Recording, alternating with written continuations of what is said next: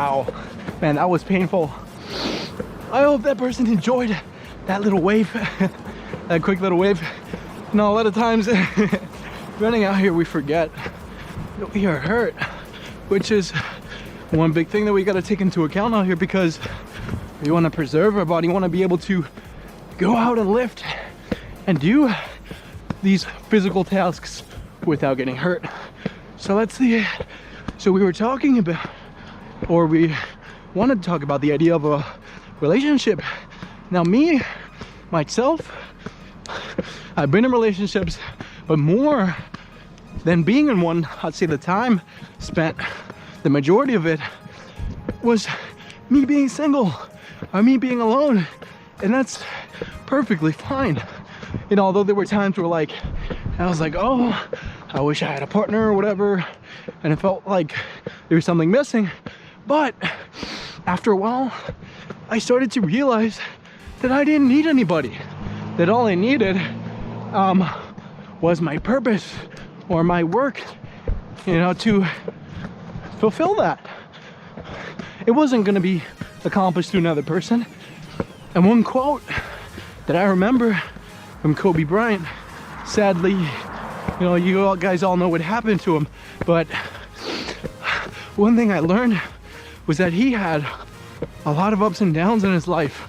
You know, although it may seem that he had this beautiful basketball career, there were down times in his life, you know, within relationships, within even his family not accepting who he was dating and who he ended up marrying, which was Vanessa Bryant. But he says that throughout, he would always confide in his best friend. And you might be able to guess this, but his best friend was the game of basketball. He says it was always there for him whenever he needed it. You know, he could always pick up a ball and go to a gym and shoot because that ball was always there for him. He realized that people, their feelings change. They come and go. But his purpose, the thing that drives him every day, is there forever, waiting for him. So whatever that may be for you, some it's basketball as well, but whatever that is, you know, make that your best friend. Make that that thing that you need, that supports you and loves you and is always there for you. It's a big thing, you know, a big loving thing, because as many people as we love, are they always really there for us? Are they really there no matter what happens, no matter what we do, no matter what we say to them? Because although you want to be a respectful human being, you want to be nice and polite and everything, those people that you're around, are they really around you no matter what? So with that, you know, for me, it's, you might have guessed it, this stuff, just going out, running and juggling. These are my best friends. And ultimately people may have opinions about what I'm doing, but they're not my best friend. Although, you know, I try to be nice out here and be friendly and stuff, but I know that my one supporter is my purpose in doing this. You know, I can just go out whenever I want, pick up 3 balls and juggle them, or, you know, in engineering, go and pick up some engineering books or parts and start building stuff. But here, let's see.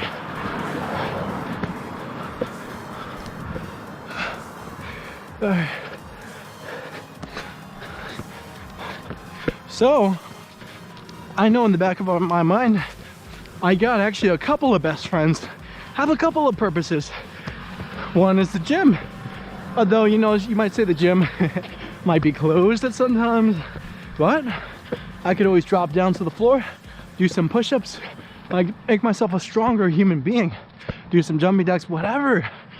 But I have a friend that's always there for me no matter what, throughout my whole life. You know, whether I'm old and balding and 90, I'll still try to work out. I'll still have my friend there. I'll still find a way. So that's one thing that's really helped me figure out who I am as a person. What I want is having that friend of mine. All right, so let's see what we are going to talk about. What are we going to talk about? What is the banter? Figure it out. Ooh, okay. On the idea of bantering, here, I'll tell you this. You know, growing up, whoa, and we'll flashback way back when I was a young kid. So when I was a young kid, I spoke my mind. I'll give you that. I was the class clown. I was the guy that was always getting in trouble for making silly jokes and saying pretty dumb stuff. But I kept everybody entertained. And with that, you know, you got to, I wasn't able to watch myself and what I was speaking, but effortlessly I was able to get girls and make friends, although not everyone was my friend, of course. But the idea of that was that I was able to speak my mind freely. I was able to say what I wanted to say whenever I wanted to. But there came a point to where it was getting me in so much trouble that let's say I didn't receive the proper outcome from my parents or family back at home, you know, as a young kid, because they wanted me to not get in trouble in school. They wanted me to behave simply. So what happened to me was I became a mute. I wouldn't talk. I wouldn't say anything. I dived headfirst into my books. I took shutting up to a whole different level, and I got A's in my classes, and I got A's in behavior, and that was good, but only to a certain extent, because I wasn't able to communicate with people. I started losing friends, losing popularity, and although you'd say that that's not the most important thing, of course, but you want to have a certain degree of social proficiency. You want to be able to articulate your ideas. And what was happening to me was I was losing that ability. I became scared when that teacher would call on me and ask me what my thoughts are on a particular topic, or even, you know, let's say I was probably, look, I'll brag, I was a top performer in the class, but even when the teacher would ask me of my knowledge, I would stutter and get nervous and forget everything, and that wasn't good. I was perfectly able to write it down on a piece of paper, get an A on the test, but I wasn't able to get an A in the ability to express my thoughts and let people know what I was thinking. So in essence, I went from polar opposites. I went from social butterfly, crazy dude, to the point of obnoxiousness, to the point, well, from there to the total mute, a clam. So where I find myself now, as I'll tell you this, I'm still to this day opening up from that state of being a clam and not saying anything. I'm being hesitant to express myself because I've realized that the business world, the professional world, a lot of the top leaders in the world today, and I'll probably say that all of them are able to express themselves. They're able to get up and lead people.